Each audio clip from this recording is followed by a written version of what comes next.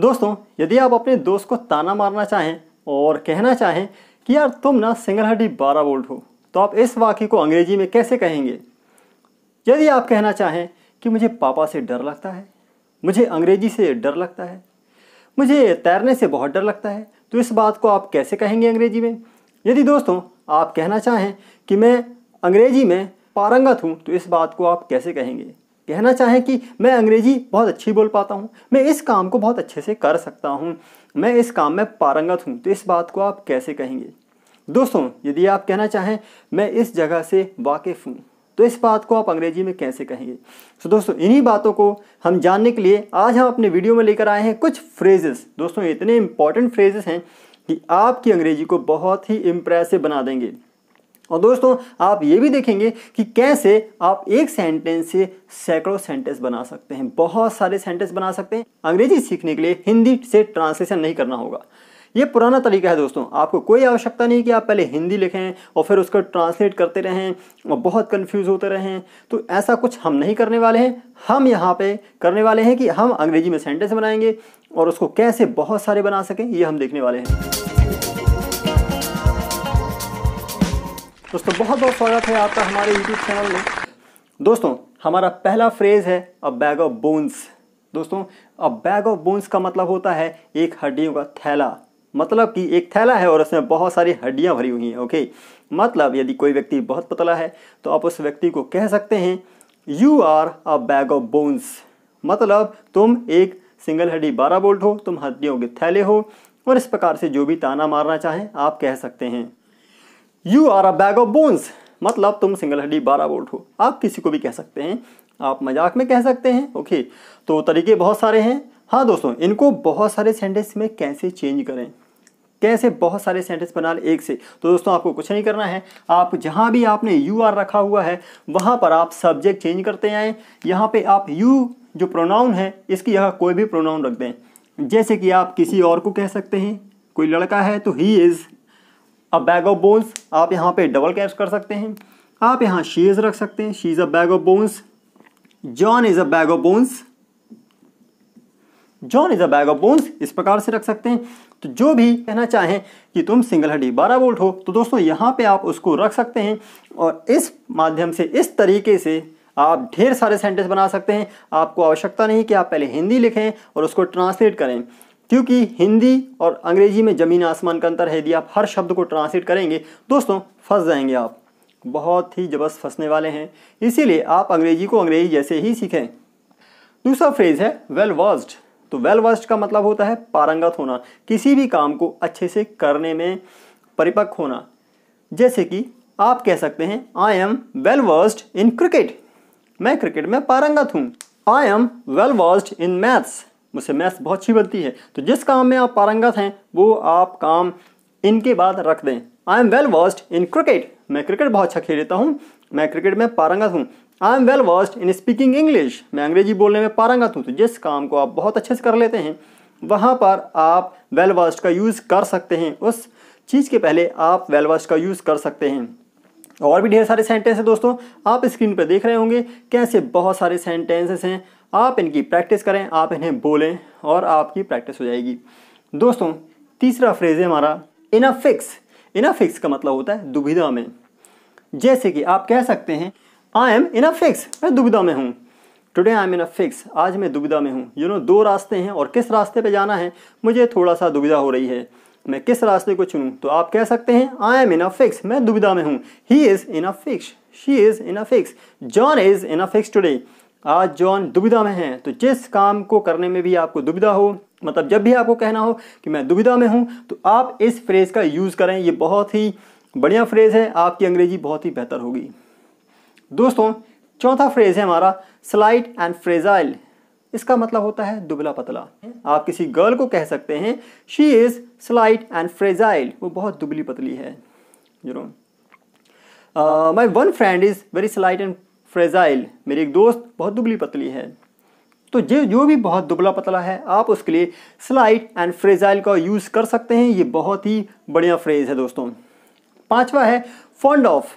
दोस्तों इसका यूज़ तो आप बहुत कर सकते हैं। फॉन्ड ऑफ का मतलब पसंद करना, तो जो भी आपको पसंद है वो आप ऑफ के बाद रख दें। जैसे कि आप कह सकते हैं, तो आप इस प्रकार से कह सकते हैं I am fond of English. दोस्तों ये बिल्कुल वैसे ही है जैसे कि आप एक्शन वर्ब में कहते हैं आई लाइक इंग्लिश, तो उसी प्रकार से आप इस सेंटेंस को कह सकते हैं कि I am fond of English.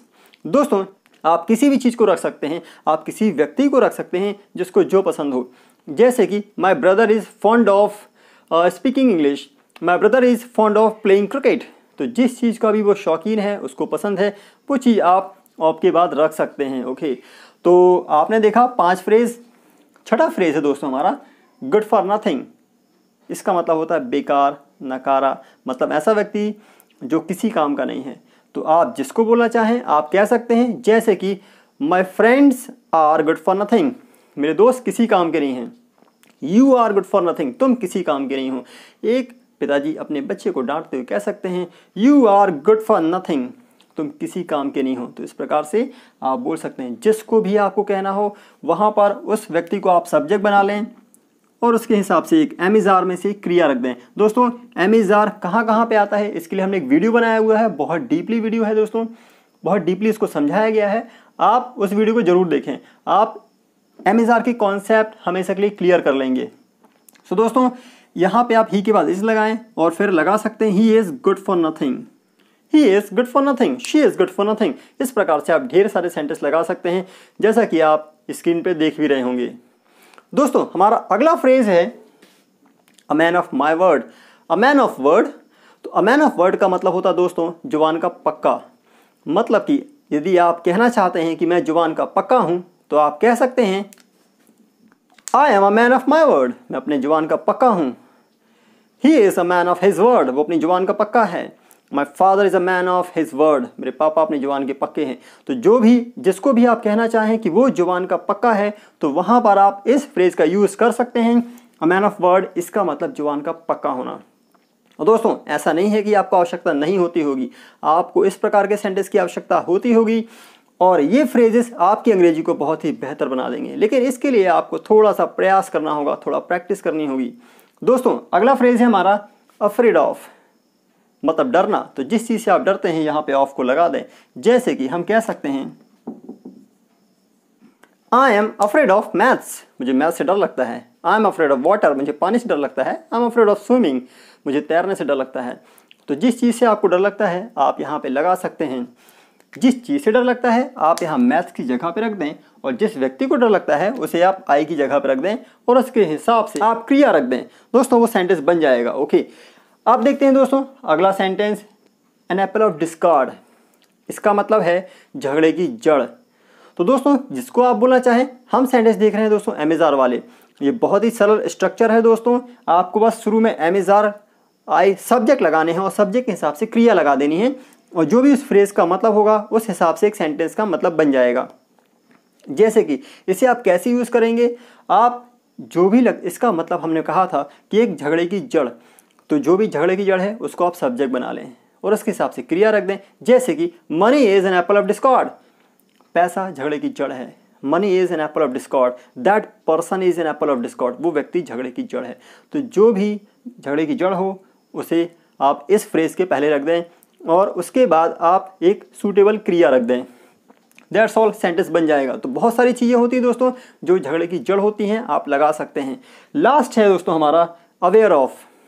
Aware of का मतलब होता है वाकिफ होना, जानकार होना। जैसे आप हिंदी बोलते हैं आई नो, मुझे पता है, तो उसी प्रकार से आप इस फ्रेज को यूज़ कर सकते हैं।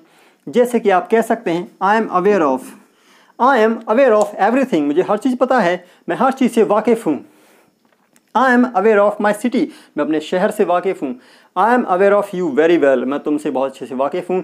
तो इस प्रकार से आप सेंटेंस बना सकते हैं। दोस्तों हमने एग्जाम्पल देखे हैं, लेकिन इन एग्जाम्पल से आप बहुत सारे सेंटेंस बना सकते हैं और बहुत प्रैक्टिस कर सकते हैं।